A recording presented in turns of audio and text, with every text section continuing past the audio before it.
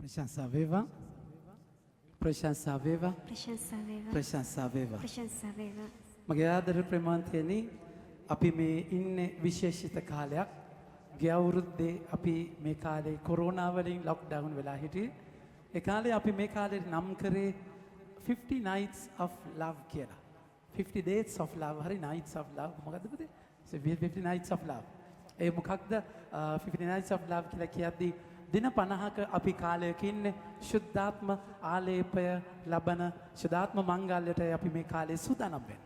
එතන මගේ ආදර ප්‍රේමාන්තයනේ එතකොට ජෙස්ගේ අහස් නගින්න ඉස්සෙල්ලා දවස් 40ක් උන්වහන්සේ අපිත් එක්ක ඉඳලා අහස් නගගයින් පස්සේ දවස් 10කට පස්සේ ශුද්ධාත්ම ආගමනය. ඉතින් අපි ඒක ලොකුවට කරන්න බලාපොරොත්තු වෙනවා මිස්සම තුල ලොකු අත්දැකීමකට අරගෙන යන්න බලාපොරොත්තු වෙනා ශුද්ධාත්මයන් වහන්සේගේ මංගල්‍ය අර්ධ රාත්‍රික මෙහෙයක් එක්ක මගේ ආදර ප්‍රේමාන්තයනේ. ඒ නිසා දවස ඔබට මම කියන්නම් අපි ඒක කල් වෙලාතු කියනවා. ඉතින් මේ යාඥාවත් එක්ක ගනුදෙනු කරන්නේ ඒ ශුද්ධාත්ම බලය අත්දැකීම. හැබැයි ජේසු මරුණයින් පස්සේ උන්වහන්සේ කෙලින්ම ඕන්නම් තිබුණා වැඩේ ඉවර කරලා කෙලින්ම තාත්තා ගාවට යන්න. එහෙම යන්න විදිය යන්න ඕනනම් තිබුණා. හැබැයි උන්වහන්සේ එහෙම යන්නේ නැතිව අපිත් එක්ක තව කාලයක් හිටියා. එයාලගේ ජීවිතත් එක්ක කටයුතු කරන්න මගේ ආදර ප්‍රේමාන්තයනි. ජීවිතත් එක්ක කටයුතු කරන්න උන්වහන්සේ අපිත් එක්ක හිටියා. එතකොට මේ තැන මොකද වෙන්නේ? ක්‍රියාපොතේ 10 වෙනි පරිච්ඡේදයේ උන්වහන්සේ පැහැදිලිවම කියනවා කාටද උන්වහන්සේ දර්ශනය උනේ කියන එක. කාටද දර්ශනය උනේ කියන තැනත් එක්ක මගේ ආදර ප්‍රේමාන්තයනි 41 වෙනි වගන්තිය. ක්‍රියා 10 41 වෙනි වගන්තිය උන්වහන්සේ කියනවා උන්වහන්සේ සියල්ලන්ටම පෙනුනේ නැත. කියන්න උන්වහන්සේ සියල්ලන්ටම පෙනුනේ පෙනුනේ දෙවියන් වහන්සේ විසින් කලින් තෝරා ගන්නා ලද සාක්ෂිකරුවන් වන උන්වහන්සේ මලවුන්ගෙන් උත්ථාන වූ පසු උන්වහන්සේ සමග එකට කෑවා වූ බීවා වූ අපටමය මගේ ආදර ප්‍රේමාන්තයනි මේ කෑව බිව්වා කියන්නේ සෙට් වෙලා නෙමෙයි හොඳේ. තේරුණාද කියන එක? චත් පාස්කුවට පස්සේ සෙට් වෙලා නැද්ද? තේරුණාද කියන එක? පාස්කුවට පස්සේ සෙට් වෙලා මගේ කසින් අයියා කෙනෙක් තේරුණාද? එයා පාස්කුවේදී බොන්නේ නැහැ කියලා තීරණය කරගෙන තේරුණාද කියන එක ඉන්නකොට මොකද වෙන්නේ? එක ෆාදර් කෙනෙක් කියලා එහෙම ඉඳලා වැඩක් නැහැ. පාස්කුවේ බොන්න නැතුව ඉඳලා මහා පාස්කු ඉරිදාට කරටි කැඩෙන්න බීලා වැඩක් නැහැ කියපු දාලා නම් එයා ඒක තද්දට අයිති කරගෙන ගෙදර ගිහිල්ලා කියලා අනේ මේ බොන්න නැති එක තේරුමක් නැහැ. ෆාදර් කිව්වනේ කියලා ආයි බොන්න අරගෙන. ඒ කියන්නේ සත්‍ය චතාරි කාලෙත් බීලා මේ මහා පාස්කු ඉරිදා බීලා දෙකෙන් බීලා මගේ ප්‍රමාතනේ හොරෙක් ගෙදර ඇවිල්ලා අර ලක්ෂ ගානක විස්කි බෝතල් මන් දන්නේ නැහැ. ඒ කියන්නේ කොහොමද ලක්ෂ ගානක් වටිනා විස්කි බෝතල් මන් දන්නේ විස්කි එච්චර ගන්නද කියලා. ඉතින් හොරා රත්තරන් බඩු දැකලා ඒවා තියලා බෝතල් ටික අරන් ගිහිල්ලා තේරුණාද කියන එක? බෝතල් විතරක්ම අරන් ගිහිල්ලා මිනිහා මාරවුලේ ඉන්නේ. තේරුණාද කියන එක? දැන් මම අර බීපු නිසාද කියලා මේක. දැන් මගේ ආදර ප්‍රමාන්තනේ මං ගිහලා බැලුවේ කියන්නේ දැන් ඊට පස්සේ කියන මිනිස්සයා දන්නේ නැහැ ලක්ෂ ගණන් කියලා. මං කට්ටියත් එක්ක කසිප්පු ගානවා වගේ ගාන්න නැති නැද්ද? එතකොට මං හිතන්නේ ඊට පස්සේ ඒක බිව්වයින් පස්සේ මං හිතන්නේ ඉංග්‍රීසි වෙන් වෙන්නේ නැති කතා කරන්න නැත්තේ නැද්ද? ගමේ ගොඩේ වුණත් නැද්ද? ඉතින් මගේ ආදර ප්‍රේමාන්තෙන් දැන් මේක ඔබගේ මගේ ජීවිතයේ දැන් උන්වහන්සේ මේ සෙලා කියලා කියන්නේ මේ සෙට් වෙලා නෙමෙයි කෑවා බිව්වයි කියන්නේ. ඒ කියන්නේ දිව්‍ය සප්‍රසාදය කියන වචනය. දිව්‍ය සප්‍රසාදය කියන වචනය බයිබලේ නැහැ. බයිබලේ තියෙනවා දිව්‍ය සප්‍රසාදය කියලා. දිව්‍ය පූජාව කියලා වචනේ බයිබලේ තියෙනවද? නැහැ. එතකොට මූලධර්මවාදී සහෝදරයෙක් කියලා කො සප්‍රසාද වහන්සේ. බයිබලේ නැහැ. එතකොට කො පූජාව? දිව්‍ය පූජාව බයිබලේ නැහැ. ඒ කාලේ පූජා තිබුණා. ඒ පූජාව නෙමෙයි මේ පූජාව කියන්නේ. ඒකයි මගේ ආදර ප්‍රේමන්තනි අපි සම්ප්‍රදායක් එක්ක ඉන්නේ. අපි දේව වචනය සහ සම්ප්‍රදායත් එක්ක යන්නේ. එතකොට බයිබලයේ එකට කෑවා බිව්වා කියලා ජේසු අදහස් කරන්නේ සප්‍රසාදික භෝජනය. මොකද එදා පුරාණයේ මගේ ආදර ප්‍රේමන්තයනි ජුදා ජාතිකයෙක් එකට කෑම කනවා කියලා කියන්නේ මොකක්ද? ඒකට කෑම කනවා කියලා කියන්නේ එයාලගේ ජීවිතය බෙදා ගන්නවා. ඒකයි අපි එළිදරව් පොතේ 3 වෙනි පරිච්ඡේදයේ 20 වෙනි වගන්තිය බලන්න. එළිදරව් 3:20 උනාසගේ වචනේ බලන්න මොකක්ද කතා කරලා කියන්නේ. එළිදරව් 3:20 කියනවා මම ඔබගේ මෙන්න මම දොර ළඟ සිට තට්ටු කරමි යමෙක් මාගේ කටහඬ අසා කියන්න යමෙක් මාගේ කටහඬ දොර අරින්නේ නම් මම ඇතුළු වී ඌ සමග කෑම කන්නෙමි. ඔහු සමග කෑම ඒ කන්නේ. කියන්නේ ඇයි දැන් අර තනියම කන්න බැරිද යාට? නැත්තම් ජේසුට බඩගිනිද? තේරුණාද කියන එක? මේ කෑම කනවා කියන එකේ තේරුම ජීවිතය බෙදා ගන්නවා කියන එක. නැත්තම් තකහණියේ උත්තාන වෙච්ච ජේසුස් ආවිලා දොරට තට්ටු කරලා කෑම කන්න ඕනේ නැහැ නේ මගේ ප්‍රමාන්තේ. ජීවිතය බෙදා ගන්නවා කියන අත්දැකීම. එතකොට උන්වහන්සේ කතා කළා කියනවා කෑවා වූ බීවා වූ අපිට කියන්නේ සප්‍රසාදය තුල උන්වහන්සේට සම්බන්ධ වෙච්ච අය. මතක තියාගන්න අපි පුරාණයේ අපි වැටුනේ කෑමක් එක්ක. ආදම් මේව පව් කරේ කෑම එක්ක. තහනම් ගෙඩියක් එක කෑමක් මගේ ප්‍රේමාන්තයනේ. උන්වහන්සේ ඔබ මාව ගොඩනගන්නේ තවත් කෑමක් එක්ක. එතමයි දිව්‍ය සප්‍රසාද වහන්සේ. එදා තහනම් ගහේ ගෙඩි කාලා එයාලා නන්නත්තර වෙච්ච තැන ජේසු මගේ ප්‍රේමාන්තයනේ කුරුස ගහේ භෝජනය වුණා. මෙන්න මගේ ශරීරය, මෙන්න මගේ රුධිරය මෙය අනුභව කරන්න, මේ පානය කරන්න. ඒ පානය කරන කෙනා මාත් එක්ක සම්බන්ධ වෙනවා, සහභාගීකමකට යනවා. මමයි එයයි එක්කෙනෙක් වෙනවා. ඔය සහභාගීකම තියෙන්නේ කතෝලික සභාවේ විතරයි. වෙන කිසිම මුල්ධර්මවාදී සභාවක even mainline churches ප්‍රධාන සභාවේ අපි කතෝලික සභාව පිළිගන්න බෞතිස්ම ස්ථාපනය පිළිගන්න සභා 7ක් තියෙනවා. ඇන්ග්ලිකන් මෙතෝඩිස්ට් ඩච් රිෆෝම් චර්ච් වගේ සභාවන්.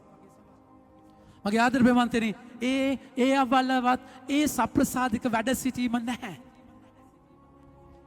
ඒක කතා කරන්නේ කතෝලික සභාව විතරයි. බුදුන්වහන්සේ ජෝම් 6 වෙනි පරිච්ඡේදය කියවලා බලන්න. ජෝම් 6 උන්වහන්සේ පුපු වැඩි කරන ප්‍රාතිහාර්යයත් එක්ක ඒ ජීවිතය බෙදා ගන්න අත්දැකීමක් ගැන කතා කරන්නේ. උන්වහන්සේ තහනම් ගහ යක්ෂයා තහනම් ගෙඩිය පෙන්නලා කිව්වේ ඇසට රමණීයයි දිවට ප්‍රණීතයි නුවණ වැඩුමට කදිමයි. ඒ කියන්නේ එතනදී කිසිම ආත්මයට දෙයක් නැහැ. මතක තියාගන්න. අපි පව් කරද්දී පාපයට වහල් වෙද්දී අපි ආත්මිකව මැරෙනවා. ඔබගේ ශරීරය ජීවත් වෙන්න ශක්තිය වුණ වගේ ප්‍රතිශක්තිකරණය වුණ වගේ මගේ ආදර ප්‍රේමාන්තයනේ අධ්‍යාත්මිකව ස්පිරිචුවලි ඔබට මේ ස්ට්‍රෙන්ත් එක මේ ශක්තිය ඕනේ. ඒක කොච්චර කෑම කෑවත් ස්පිරිචුවල් ස්ට්‍රෙන්ත් එකක් හම්බ වෙන්නේ නැහැ. ඒක ලැබෙන්න ජීවනදායක භෝජනය ජීවනදායක වචන ඇත්තේ ඔබ වහන්සේ ගාවයි කියලා කියන්නේ එකයි. ජෝම් 6 වෙනි වගන්තිය. ජෝම් 6 වෙනි වගන්තිය. ජේසුව දාලා යද්දී හැමෝම ජේසුව අහනවා ඔබත් මාව දාලා යනවද කියලා මගේ ප්‍රමාන්තයනේ. ජෝම් 6 වෙනි වගන්තියේ උන්වහන්සේ කතා කළා කියනවා.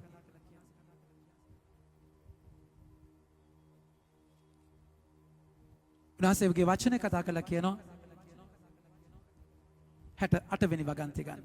සීමොන් පේදුරු පිළිතුරු දෙමින් ස්වාමීනි අප කවරෙකු වෙතට යන්නද?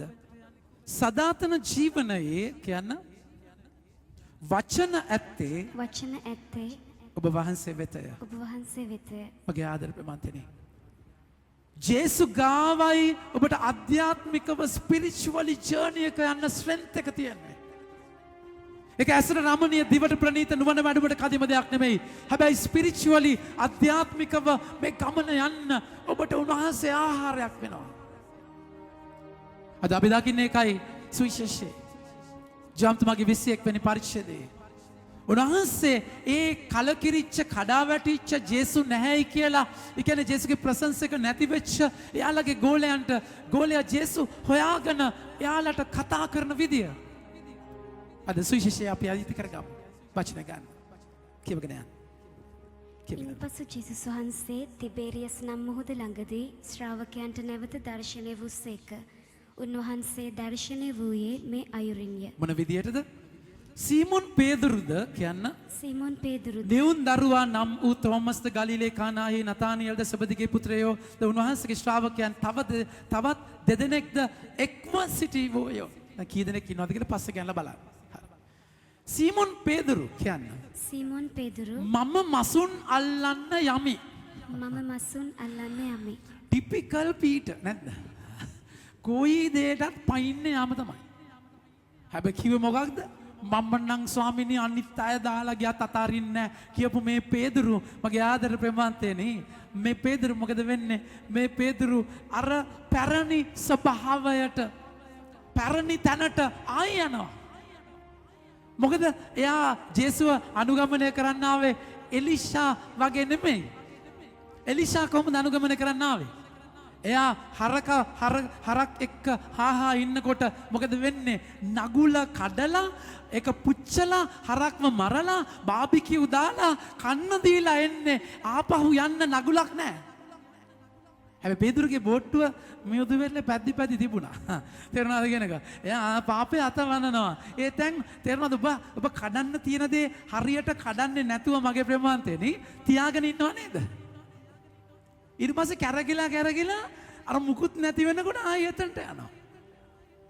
තේරෙනවද? ඒ නම්බර් එක තියෙනවා. ඒ ෆෝල්ඩ් එක තියෙනවා. තේ බෝතලේ අර කබඩ් එකේ අයිනේ ඒ අන්තිම කොටේ තියෙනවා නැද්ද? තේරුණාද කියන එක? ඒක තියාගෙන තමයි ඔබ උත්තර දෙනවා. තේරුණාද කියන එක? එක තැනක් එනවා. ඔබ ආයෙ එතනටම යනවා. කඩන්න තියෙන දේ කඩන්න. මම මසුන් අල්ලන්න යනවා. ඒ කියන්නේ මොකක්ද? උන්වහන්සේ තකානියේ මගේ ප්‍රේමවන්තයන් ලුක් මගේ 5 වෙනි පරිච්ඡේදයේ පළවෙනි වගන්තිය බලන්න.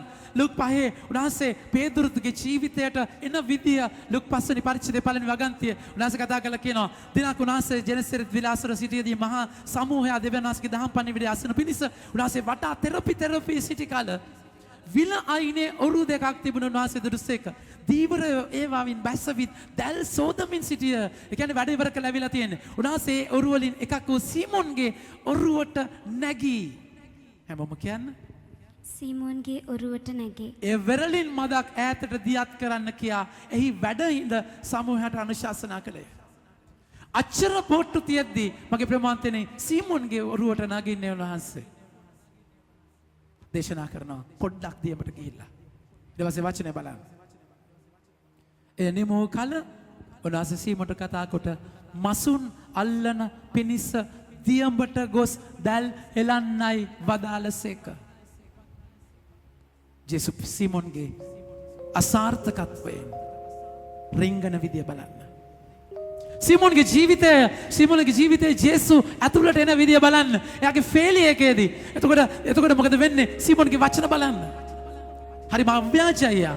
සීමොන් පිරිතර දෙමින් ස්වාමීනි අපි හැමෝම කියමු. ස්වාමීනි රෑ මුළුල්ලේම වෙහෙස වූ නමුත් අපි කිසිවක් නොලදිමු. ඒත් ඔබ කියනසේක් නම් දැල් හෙළමී කිය. ඒ කියන්නේ මගේ ප්‍රේමවන්තනි ජේසු කියන දේ කරන්න ඒ වෙනකොට සීමොන්ගේ හදවත පිළිබඳ සිතකට ඇවිල්ලා තිබුණේ. පිළි අරගෙන තිබුණේ. මොකද වචනේ පරිසරයක ඉන්නේ. නැත්නම් මේ කිව්ව පමණින් මේක කරන්න අපි කවුද ඇස්සේ නැහැ. එක එක්කෙනා කිව්වයි කියලා කරන්න අපි ලෑස්ති නැහැ. එයාගේ ජීවිතේ ක්‍රෙඩිබිලිටි එකක්. එයා තුළ යැපෙන්න පුළුවන් ගතියක් අතහන තැනකට ඉන්නවා නම් විතරයි අපි ඒ දේ කරන්නේ. මගේ ආදර ප්‍රේමවන්තයනි. ඒ තැන ස්වාමින් වහන්සේ දාබරව ඔබට මම කතා කරනවා. ඒතර ඒ තැනදී සීමොන් කියන ස්වාමීන් වහන්සේ කියනසේක් නම් මම ඒක කරනවා. පුතේ කැමරා එකයි මැද අයිනෙන් දාලා තියෙන දන්නේ නේ. මැද නැතු මේ ඔක්කොම මිනිස්සුන්ව මට පේන්නේ නැහැ. මැදක් දාන්න නැතුව අයිනකින් දාලා. මේ කට්ටියට පේන්නේ කට්ටිය මෙහෙම බලන්නේ. තේරුණාද කියන එක. මගේ ආදර ප්‍රේමවන්තයනි. ඉතින් මැදට තිබ්බනම් මට පැහැදිලි. ප්‍රශංසා වේවා. ඉතින් මොකද වෙන්නේ? මගේ ආදර ප්‍රේමවන්තයනි උන්වහන්සේ එතනදී සීමොන්ට කතා කරලා කියන වචනය නවත ගන්න. ඊළඟ වගන්තිය. එකල එවිට එසේ කළ විට ඔහු මසුන් මහා රාශියක් අල්ලාගත්ත ඔවුන්ගේ දැල් ඉරෙන්නට වන. ඒ කියන්නේ මුකුත් නැති තැන. මේක ජෙස්ගේ විදිය. මුකුත්ම අහුවෙච්ච නැති තැන සීමොන් ජීවිතං අනියතං මරණං නියතං මාළු අල්ලලා වැඩක් නැහැ. මාළු ගඳයි. ඕක අල්ලලා ආයිත් ඔය මාළු තියාගෙන ඉන්නද? ආයිත් හෙටත් මාළු අල්ලන්න වෙනවා සීමොන්. තේරුණාද කියන්නේ? ඒ කියන්නේ ජීවිතයේ අනිත්‍ය බව කතා කරලා පිළිකුල් භාවනාවකට යොදාගෙන ගිහිල්ලා එහෙම කරලා එන්න කිව්වේ නෑ. ජීවිතය පිරෙව්වා මගේ ප්‍රමාන්තේ. ජීවිතේ පිරෙව්වා. පුරවලා ආයි තැල්ලි කරන තරකට මාළු වුණා. ඒ කියන්නේ ජේසු කියන්නේ ඔබගේ දැල බෝට්ටුව මාළු ඔබගේ අහේනිය දුබලකම ප්‍රශ්නේදී ජේසුට ප්‍රශ්නය කියන්නේ nothing. ස්වාමීන් වහන්සේට සියල්ලක් කරන්න පුළුවන්. මගේ ආදරණීය මන්ත්‍රණි එතනින් තමයි කතා කරන්නේ. මාළු කිටියේ සිරි ගාලා නැන්ද කිචි ගාලා චක ගාලා නෙට් එක ඉරන තරමටම අවුලා ඉන්න තැන ජේසු කියනවා මම මසුන් නෙමේ ඔබ මුනිසුන් අල්ලන කරා එන්න මාත් එක්ක. මගේ ආදරණීය මන්ත්‍රණි අපි ජීවිතයේ අඳුර ජීවිතයේ අහේනිය දිහා බලලා ඍණාත්මකව ජේසුට පිළිතුරු දීලා වැඩක් නැහැ. මම ස්වාමි කෙනෙක් වෙලා ඉන්නේ අම්බෝ ගෑනු ජාතිය ජරා ජාතිය අම්බෝ යක්ෂ පරීක්ෂාවල අම්බෝ පෞල් ජීවිත අනේ අම්බෝ පෞල් ජීවිත තේරුණාද ආපෝ ළමයි ළමයි අම්බෝ ඔක්කොද වන්දන මේට වඩා හොඳයි ස්වාමි කෙනෙක් වෙනවා කියලා නන් නෙමෙයි. පෞල් ජීවිතේ ලස්සන මම දැක්කා. ඒක මගේ අම්මා තාත්තගේ ජීවිතේ මම දැක්කා. දරුවන්ට කියන තැනදී මම පුදුම විදිහට දරුවන්ට ආදරේ.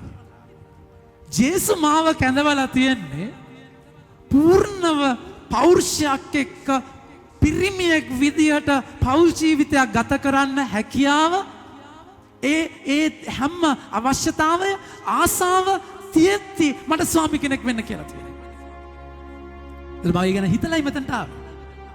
ඒ ගැන හිතලා මෙතනට ආව නිසා ඒකේ තියෙන ලස්සනම ගැන හිතලා ආව නිසා දැන් කපල් එකක් දකිද්දි හත් දෙක අල්ලගෙන ඔන්නේ අම්මෝ සරි සුන්දරව දකිද්දි මට දැක්කම කියලා හිතෙන්නේ නැහැ. සෝරි එහෙම හිතෙන්නේ නැහැ. ෂා ලස්සනයි. කන්ග්‍රැචුලේෂන්ස්. තන පොඩි උන්ලා දකිද්දි හරි අනේ මට නෑනේ කියලා හිතෙන්නේ නැහැ. very good shock. මොකද ඊට වඩා රසවත් තැනක මම ඉන්නේ. උන්වහන්සේ මාළු අද සුවිශේෂයේ මාළු 153 දෙනෙක් ගානක් තියෙනවා. තේරුණාද කියනක මාළු 153ක් අහු කරලා යන්න කියලා කියන්නේ. මගේ ආදරේ මන්තනේ මේ ජේසු ඔබගේ ජීවිතේ වැල් නැති වුණාම එල්ලෙන ඔප්ෂන් එකක් නෙමෙයි හොඳේ. වෙන කරගන්න දෙයක් නැහැනේ. ඒ කියන්නේ වෙන දැන් හතර හන්දි වාත අමාරු ඇවිල්ලා එන්න බැගිනේ වඩ පයයි කොට පයයි මොනවා කරන්නද ස්වාමීනි එහෙම එනකන් ඉන්න ඕනේ නැහැ. අපේ කොල්ලෝ කෙල්ලොට කියන්නේ ස්වාමීන් වහන්සේට පිළිතුරු දෙන්න. ඒ තැනදී ස්වාමීන් වහන්සේ වෙනුවෙන් ජීවත් වෙන්න උන්වහන්සේ වෙන ඔබගේ තරුණ ජවය හැකියාව දෙන්න. ඒ කියන්නේ ඔබ මේ අබ්බගාත වෙනකන් ඉන්න ඕනේ නැහැ. සීමොන් පේදුරුට උන්වහන්සේ කතා කරලා කියනවා මම ඔබ මසුන් නෙමේ මිනිසුන් අල්ලන්නන් කරනවා. උන්වහන්සේ සීමොන් සියල්ල දාලා එන්නේ අර ගඳ මසුන්ව අතෑරලා සුවඳ මිනිසුන්ව හොයාගෙන යන සීමොන් මගේ ආදරේ බිමන්තනේ දේශනා කරනවා සුව කරනවා බලයක් දකින්නවා මේ ඔක්කොමත් එක්ක එක තැනක් එනවා බිඳුවටම වැටෙනවා. එයාද සුවිශේෂය. මම යනවා ආයිත් මසුන් අල්ලන්න. අච්චර රසයක් දුන්නු අර වචනය තුල ජීවත් වෙලා එච්චර වෙච්ච සීමොන්ව වැටෙන බිඳුවෙන් බිඳුව බලන්න. 2 පේදුරු 2:22 2 පේදුරු 2:22 පේදුරුතුමාම මේ ගැන ලියනවා. 2 පේදුරු 2:22 උන්වහන්සේ කතා කළා කියනවා. බල්ලා කියන්න බල්ලා උගේම වමනයට හැරියයි. උගේම වමනයට හැරියයි. සේදු පසු ඊරි මඩ වගුරෙහි පෙරලෙයි. මඩ වගුරෙහි පෙරලෙයි. මගේ ආදරේ මන්ද බල්ලත් ඉන්නවා ඊරිත් ඉන්නවා. ගෑනු සතා පිරිමි සතා දෙකල්ලම ඉන්නවා. එකම ස්වභාවය පරණ තැනට යන. ඒ කියන්නේ මගේ ප්‍රමාණය අපේ ජීවිතවල තියෙන අසික්කිතකමක් ටක් ගාලා අමතක වෙනවා. අච්චර අර මිසරයේ කාපු සුදුලුණු සූදුරු කොත්තමල්ලි පිපිඤ්ඤා තමයි මතක. ගුටි කාපුව මතක නෑ. එතනට යන්න එකපාරලුව. එතන තිබෙ මස් ඇතිලි මතක් වෙන්නේ. අරන් ආව දේ මතක නෑ. මගේ ආදරේ මන්තියනි ඔබේ මගේ ස්වභාවයක් තියෙනවා. කාලකන්ණි ස්වභාවයක් තියෙනවා. ඒ පරණ තැනට යන්න. සමහර වෙලාවට අපි ජීවිතය අතහැරලා ආයෙතටම ගිහිල්ලා. ස්වාමීන් වහන්සේ ලස්සන ගමනක් බොහෝ කැඳවලා තෝරගෙන අරමුණක් සඳහා අරගෙන ආවා. උන්වහන්සේ ජෝන්තුමාගේ 15 වෙනි පරිච්ඡේදයේ 16 වෙනි වගන්තියේ කියනවා ඔබ මා තෝරා ගත්තේ නැත මම ඔබ තෝරා පත් කෙලෙමි. එසේ කළේ ඔබ බොහෝ ඵලදරන පිණිසත් ඔබේ ඵල පවතින පිණිසත් මගේ නාමයෙන් පියාණන් වහන්සේගෙන් ඉල්ලන කවර දෙයක් ඔබ උනාස ඔබට දෙන පිණිසත්ය. මගේ ආදර ප්‍රේමවන්තනි මේ ලෞකික දේත් එක්ක ගැටෙන්න හැප්පෙන්න පෙරේත වෙන්න නෙමෙයි. උන්වහන්සේ ලෝකෝත්තර අරමුණක් එක ජීවත් වෙන්න. දේව රාජ්‍ය හොයලා ඒ අරමුණ ස්වර්ගීක අරමුණක් එක ජීවත් වෙන්නයි උන්වහන්සේ ඔබ මම තෝරගත්තේ. හැබැයි අපි ආයි ඒ පරණ තැනට යනවා. මේ රාත්‍රියේ ස්වාමීන් වහන්සේ ඔබට කතා කරන්නේ ඒ තැනට යන කලකන්නිකම. එනිසා අධෛර්යවත් වෙන්නට එපා. ඔබගේ මගේ පළවෙනි පාප වහන්සේ සභාවේ පර්වතය මම මේ පර්වතය මත කේපස් මත මගේ සභාව ගොඩනගනවා කියපු මේ පර්වතය පරණඩලක් වගේ වැනිච්ච චරිතයක්. ස්වාමීන් වහන්සේ ඒ පරණඩලයි දෘಢ කරන්නේ ශක්තිමත් කරන්නේ. ජේසු එකයි ජේසු අද අපි සුවිශේෂය දකින්නේ ඒ තැන ජේසු එයාගේ ජීවිතයට එන විදිය. එයාගේ ජීවිතය බලගතු කරන විදිය. මගේ ආදර ප්‍රේමන්තනේ ඒ නිසා ඔබගේ ජීවිතේ දුර්වල තැන් ඔබගේ ජීවිතේ වැටිච්ච තැන් ආයිත් ඒ පාපයටම යන ඒ වමන ස්වභාව තේරෙනවද මේ මඩ ස්වභාව තියෙයි. හැබැයි මතක තියාගන්න. ඒ වෙරළේ උන්වහන්සේ ඉන්නවා. ඔබ අසාර්ථක වෙන තැන ඒ වෙරළේ උන්වහන්සේ ඉන්නවා. අද සුවිශේෂය අපි අයිති කර ගන්නවා. ප්‍රශංසා වේවා. ප්‍රශංසා වේවා. ප්‍රශංසා වේවා. ප්‍රශංසා වේවා. ප්‍රශංසා වේවා. ප්‍රශංසා වේවා. කියවගෙන පුතේ. සීමොන් පේදුරු මම මසුන් අල්ලන්න යමි ඔවුන්ට කීය. අපිත් ඔබ සමග එමුයි ඔව්හු ඔහුට කීහ. ඔව්හු පිටත්ව ගොස් ඔරුවට නැංගාහ. එහෙත් ඒ රාත්‍රියේ ඔවුන් කිසිවක් ඇල්ලුවේ නැත. මගේ ආදර ප්‍රේමන්තයනේ සීමොන් යනවා කියද්දී අනිත් ඇත්ත යනවා. කට්ටියම යනවා. පාපය කියන එකට නිකන් ඔයේ යනවා. ඒක අරකු ආයාසයක් ඕනේ නිකන් ඔයේ නිකන් අතෑරිය ගම උඩාසෙව අතෑරිය ගම යනවා පාපයට. ඒක මතක තියාගන්න. අල්ලගෙන ඉන්න එක අර ගඟ ගලාගෙන ගෙන අත් අල්ලන් ඉන්නවා වගේ වැඩක්. උඩාසෙ අතෑරින්න විතරයි ඕනේ. ඉතින් මග ඉන්නේ ඔබ යනවම තමයි පාපයට. හැබැයි රාත්‍රියේ කිසිවක් අහුන්නේ නැහැ. මගේ ආදර ප්‍රේමන්තයනේ ජේසු ඒ රාත්‍රියේ ඉන්නවා. එයාලගේ ජීවිතය අසාර්ථක වෙනකම් දැල් දානවා. තේරුණාද කියන එක බලු දැල කියලා තියෙනවා. එක ජල් තියෙනවා. මේ දැල දානවා, අදිනවා, මුකුත් නැහැ දානවා, අදිනවා, පයින්නවා. තේරුණාද කියන එක අර පරණ කුණු අරප කියාගෙන ආයි ගාගෙන අර පරණ අර ස්වභාවයන් එළියට ඇවිල්ලා තේරුණාද කියන එක එපා වෙලා මාළුන්ටත් බයිනවා. තේරුණාද කියන එක ඒ මාළුන්ටත් බයිනවා, මොහොතටත් බයිනවා, බෝට්ටුවටත් බයිනවා, දැලටත් බයිනවා නැද්ද? එපා වෙලා හතර වටේ විසි අරගෙන එපා වෙලා නන්නත්තර වෙලා ඉන්න තැන. ස්වාමීන් වහන්සේ ඉන්නවා. වෙරළකට වෙලා ඉන්නවා. ඔබ ජීවිතයේ ජේසුව නැතුව ඔබ ප්ලෑන් කරගෙන ඔබ සැලසුම් කරගෙන ඔබ අරගෙන යනකම් උනාසේ ඉන්නවා. ඊට පස්සේ අපි උනාසට බලන ඔබසට කලින් කියන්න තිබුණ නැද්ද පස්සේ ඇයි මට යන්න උනාසේ නිදාස්කමත් එක්ක මොකද කරන්නේ? ඔබම සැලසුම් කරන සිත තරම් කපටි වෙන දෙයක් නැති නිසාම ඔබම ප්ලෑන් කරගෙන දේවල් කරගෙන යනවා. උනාසේ ඒ දිව්‍යමය රස්තියාදුවට ඔබව දානවා මගේ ප්‍රේමවන්තනි. රාත්‍රියම නාසර තිබුණ රාත්‍රියේ එච්චර යන්නේ නැතුව මගදී ඩක් ගාලා එන්න නේද? නැත්ද? දැල අරගෙන යනවයි කියන තැනට එන්න තිබුණා නැද්ද? ඇද්ද? යන්නේ පුතා එන්න කියලා කියන්න තිබුණා. ඇද්ද? එහෙම නැතුව යනකම් ඉඳලා රාත්‍රියම වෙහෙස වෙනකම් උනාසේ ඉන්නවා. උනාසේ ඒසයි 49 8 වෙනි වගන්ති කතා කරනවා. ඒසයි 49 8 උනාසේ කියනවා. උනාසේගේ වචනේ කතා කරලා කියනවා. සුදුසු කාලයේදී මම ඔබට පිළිතුරු දී ගැලවීම දවසේදී ඔබට උපකාර කරන්නේ මේ. උන්වහන්සේ නිශ්ශබ්දව ඉඳලා ඔබට උත්තර දෙන වෙලාවක් එනවා. ඒ නිශ්ශබ්දතාවය උනාසේ බොස් සූදානම් කරනවා. නැත්නම් ඔබගේ ඔය උද්දච්චකම ආඩම්බරකම තේරෙනවද කියන පේදුරු මල්ලේ කාලයකට පස්සේ තමයි දැල්ලලා නැද්ද? වම්ස දන්නාද මාළු? අන්න පීටර් අයියා කියන්නේ ආයේ මොනවද දැල්ල දැන් මාළු හොයාගෙන ඇවිල්ලා දැලේ සුයිසයිඩ් කරා නැද්ද? අන්න ගන්නවද කියලා පේදුරුම පීටර් අයියා ගාන අදිනවා ක්වාක් නෑ පොඩ්ඩක් නෑ දෙවණිය කාර්යනවා. දෙවණිය කාර්ය මං කිව්වනේ මන්න මේ පැත්තට දානවා ක්වාක් අර උද්දච්චකම බින්දුවට වැටෙනකන් ඉන්නවා. ඊට පස්සේ දැන් හෙම්බත් වෙලා හොම්බ පිට මෙමනගෙන අයියෝ එතනට ජෙස් වෙන්නේ. ඒක හුලම් බැස්සනකන් මගේ ප්‍රමාන්තේනේ. හොම්බ බිමානනකන් අපිට තේරෙන්නේ නැහැ. ඒ නිසා ඌරු කෑම කනකම් ඉන්නවා. ඌරු කෑම ඌරක් කනවා. ඌත් කනවා.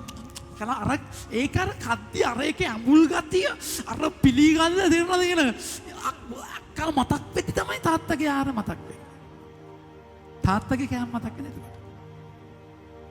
ඌරු කෑමේ වාසනාව නැද්ද? ෆේලියර් එකේ වාසනාව. අහෝ භාග්‍යවන්ත පාපය. මගේ ආදර ප්‍රමාන්තනේ. වචන ගන්න. ප්‍රශංසා වේවා. ප්‍රශංසා වේවා. හලෙලූයා. හලෙලූයා. ප්‍රශංසා වේවා. ප්‍රශංසා වේවා. පහන් වූ කල කියන්නේ පහන් වූ කල ජේසුස් වහන්සේ වෙරළෙහි සිටිසේක. වෙරළෙහි සිටිසේක. එසේ වුවත් ඒ ජේසුස් වහන්සේ බව ශ්‍රාවකයෝ නොදත්ත. ශ්‍රාවකයෝ නොදත්ත. ඒක තමයි උත්තාන ජේසුගේ තියෙන ප්‍රශ්නය. උන්වහන්සේ වඳුර ගන්නේ නැහැ. මරියම් මග්දලින අඳුර ගත්තේ නැහැ. ක්ලෙෝපස් සහ අනිත් ශ්‍රාවකයා එම්මාවුස් වලට යන ගමනේ අඳුර ගත්තේ නැහැ. ගොඩාක් අය අඳුර ගන්නේ නැහැ. ඒක උන්වහන්සේව තේරෙන්නේ නැහැ. ඒක උත්තාන වෙච්ච ජේසුගේ වෙනම ප්‍රකාශ වීමක්. ඒක අද ඔබට උන්වහන්සේ වෙරළේ ඉන්නවා. ඔබ තාම මූදේ නැහිනවා මගේ ප්‍රේමාන්තයනේ. පහන් වූ කල වෙරළේ ඉන්නවා. එතන උන්වහන්සේ බලාගෙන ඉන්නවා. උන්වහන්සේ කතා කරන වචනයක් තියෙනවා ඔබට. ඔබගේ අන්ධකාරයට, ඔබ හිර වෙච්ච තැනට ජේසු කතා කරන වචනයක් තියෙනවා. වචනේ ගන්න. එවිට ජේසුස් වහන්සේ කියන්නේ. එවිට ජේසුස් වහන්සේ මිත්‍රයනි ඔබ ළඟ මාළු තිබේද? මොනවද හිතෙන්නේ නැත්තේ? මාළු මගේ මතක් කරන්න එපා මාළු ගඟේ මාළු ඇගෙනවා මාළු ඒ කියන්නේ මගේ ප්‍රේමවන්තයනි අච්චර කට්ට කාලා එපා වෙලා නැද්ද? අල්ලලා එකෙක්වත් නැහැ. අරක මාළු තියනවාද? මාළු දෙනවා මාළු මතල මාළු දෙනවා කියන එක කොහොමද කියන්නේ? පේදුරුලම මාළු ඉල්ලනෝනේ වෙන එකක් වෙන මොනවා ඉල්ලද? මාළු ඉල්ලන්නේ මාළු කියන මාළු තේරෙනවද කියන ජේසු ඒකමයි අහන්නේ නැද්ද? මාළු තියනවාද? මගේ ආදර ප්‍රේමන්තියනි උන්වහන්සේ දන්නවා හරියට ඔය තුවාලේ උඩ තියෙන කුඩුහම කඩලා දාන විදිය. ඒක තුවාලේ පොඩක් අවුස්සලා තමයි උන්වහන්සේ උත්තර දෙන්නේ. බේත් දාන්න ඕනේ එහෙමනේ. උන්වහන්සේ එහෙම කරනවා. උන්වහන්සේ ඔබව කලත්තනවා, අවුස්සනවා. උන්වහන්සේ ඔබව මාත් මං ගැන මේ ගැන කරදර වෙන්නේ මොනවද? මගේ මොහොත තාම පැවිලා නැහැ. උන්වහන්සේ කියනවා ඔබම උන්ට කන්න දෙන්න පිළිපිට කියනවා 5000කට. ජේසුස් සිද්ධ වෙන මම ඊශ්‍රායල් බැටළුවන් සඳහා දරුවන්ගේ දේ බල්ලන්ට දාන්නේ නැහැ. උන්වහන්සේ ජෙනසරෙත් විලගා මිනිස්සුන්ට කියනවා ඔබට සුව වෙන්න ඕනේද? අවුරුදු 38ක් බලාගෙන ඉන්නේ. සුව වෙන්න ඕනේද? මගේ ආදර ප්‍රේමන්තයනි ඔබ ගාව මාළු තියෙයිද? වචනය කතා කරලා කියනවා. ඔවුන්ගේ නැසුස් එක ඔවුන් නැතයයි කිය නැතයම කියන්නේ නැති. නැත එහෙම කියන්නේ නැති නේ. හිතා ගන්න පුළුවන් කියපු වචන නැද්ද? තේරුණාද කියන එක? හරි. ඊට පස්සේ වචනේ. උන්වහන්සේ ඔවුන් නමතමින් ඔරුවේ දකුණු පැත්තේ දැල්ලලන්න එවිට සම්භවනු ඇත. අන්න බයිලාව කියන අන්න දකුණු පැත්තේ දැල්ලලන්න. දකුණු මෙතන මේ හතර වටේ මුළු රාතම බදල්ලට දකුණු පැත්තේ දැල්ලලා තේරුණාද කියන එක? හැබැයි මගේ ආදර ප්‍රේමන්තනේ මේකමයි උන්වහන්සේ දා කිව්වේ. සීමොන් පේදුරුට මේකමයි කිව්වේ. ඔබගේ දකුණු පැත්තේ දැල්ල දාන්න මාළු අහු වෙනවා.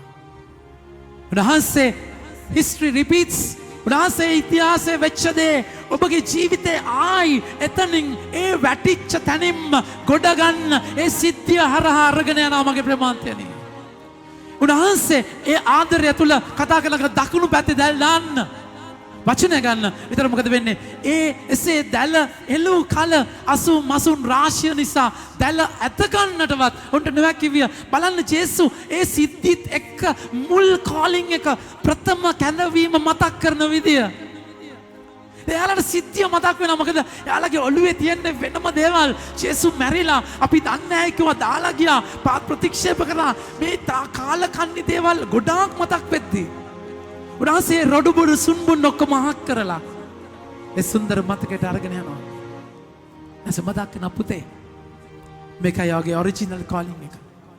මේකයි ඇත්තටම වාගේ යථාර්ථය. අපි මේක දකින්නේ ජෝම්තුමාගේ 10 වෙනි පරිච්ඡේදයේ 40 වෙනි වගන්තියේ මගේ ආදර ප්‍රේමාන්තියනි ජේසුව මරන්න හදද්දී හැම කෙනෙක්ම ජේසුව ප්‍රතික්ෂේප කරන්න යද්දී උන්වහන්සේ ජෝර්දානෙන් එගොඩ ජෝහන් පළමුවෙන් බෞතිස්ම ස්ථාපනය කරමින් සිටි තැනට යලිත් ගොස් එහි නැවතී සිටිසේක. ජේසු ඒ ජෝර්දාන් නදිය දිහා බලාගෙන ඉන්නවා. මම ඒක ගිරිලා ගොඩ එද්දී තාත්තා මට කතා කරලා කිව්වා ඔබ මාගේ ප්‍රියාදර පුතා ඔබ ගැන මම ප්‍රසන්නයි. ජේසු ඒක රිකෝල් කරගත්තා. මගේ ආදර ප්‍රේමාන්තයනි ඒක වැදගත් ඔබගේ ජීවිතයේ. ඔබ ඔරිජිනල් කෝලින් එකට ඔබගේ පෞල් ජීවිතයේ ඔරිජිනල් කෝලින් එකට දුකේදී සැපේදී වාසනාවේදී අවාසනාවේදී මම ඔබට ආදරය කරනවා ගෞරව කරනවා කියලා ඒ වචන මතක් කරගන්න. ඔබ ස්වාමීන් වහන්සේ අරගෙන ආව විදිය සිහි කරගන්න. ඒක පෞද්ගලික පර්සනලි මගේ ජර්නල් එක මම තියන්නේ. තඩි පොතක් තියෙනවා මෙච්චර විතර මහත. මේකේ මගේ ජීවිතේ මම සිද්ධි ලියනවා. ඉඳලා රිට්‍රීට් එකකට ගියාම මම මේ පොත අරගෙන ආයි කියවනවා. ජේසු මාව අරගෙන ආව විදිය මගේ ප්‍රේමාන්තයනේ. උන්වහන්සේ දැල එලන්න කියනවා. දැල එලද්දි මසුන් රාශියක් හම් වෙනවා. දැල ඉරෙන තරමටම මගේ ප්‍රේමාන්තයනේ වචන කියවගෙන යන්න. කියවගෙන යන්න. ජේසුස් වහන්සේ ප්‍රේම කළ ශ්‍රාවකයා පේදුරුට කතා කොට අන්න ඒ සමිදානන් වහන්සේයයි කීය.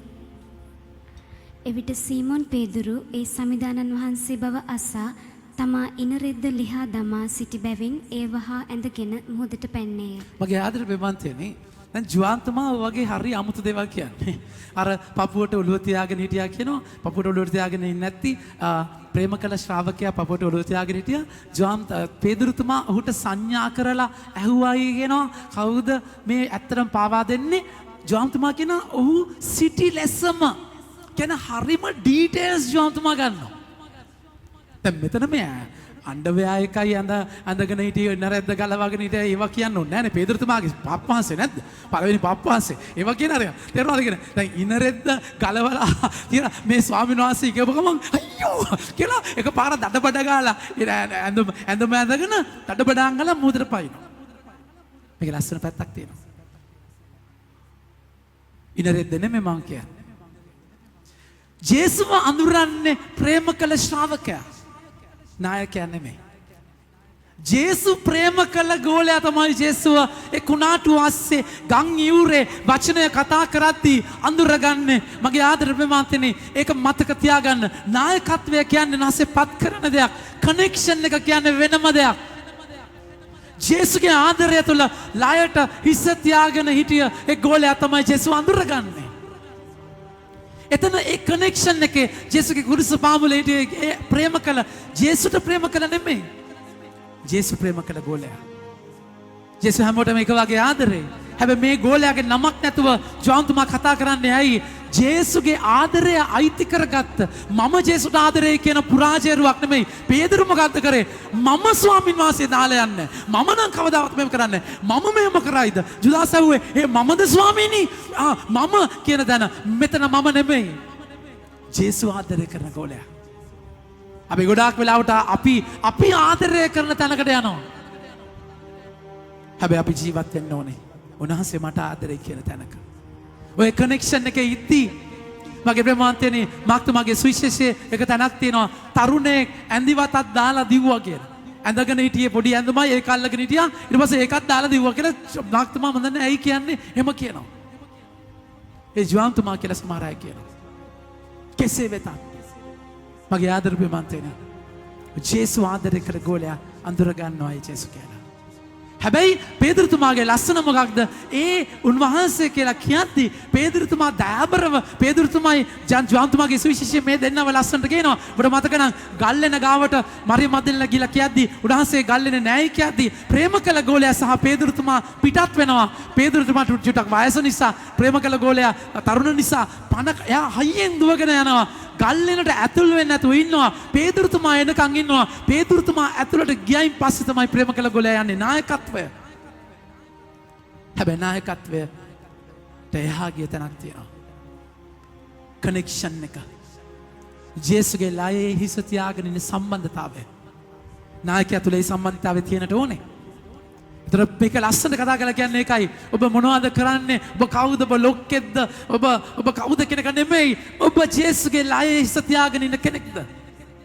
අන්ධකාරය තුල පේන්නේ නැති දැන තුල කඩාගෙන වැටිච්ච තැන උන්වහන්සේ වඳුරන කෙනෙක්ද? පේදුරුතුමා මොහොතට පයින්නවා. ඒ තමයි පේදුරුතුමා ලස්සන.